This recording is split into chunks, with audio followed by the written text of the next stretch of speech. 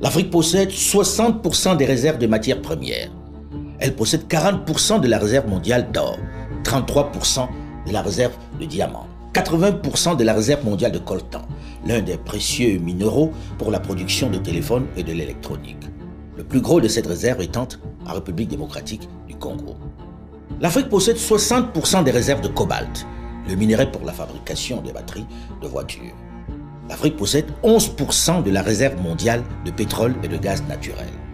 L'Afrique, et plus précisément la Namibie, possède le littoral le plus poissonneux du monde. L'Afrique est riche en manganèse, en fer et en bois. Ce n'est pas tout. L'Afrique abrite 30 000 recettes et herbes médicinales qui alimentent les laboratoires du monde entier. Elle est donc la principale pharmacie de la planète. L'Afrique a une population essentiellement jeune qui devrait atteindre 2,5 milliards d'ici 2050, alors que dans les autres régions du monde, les populations sont vieillissantes.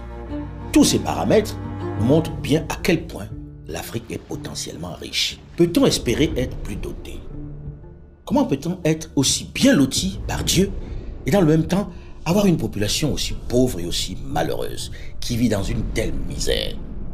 Comment peut-on énumérer toutes ces richesses à cet enfant de Dosso au Niger et lui expliquer en même temps qu'il est obligé de boire cette eau souillée qui va le rendre malade, voire le tuer? Comment expliquer aux Congolais du Nord ou du Sud Kivu, qui vit ou plutôt subit ces richesses minières, parfois sous le fouet du Chinois ou du Libanais, qui s'en est rendu maître, qu'il est riche, qu'il représente le pays solution?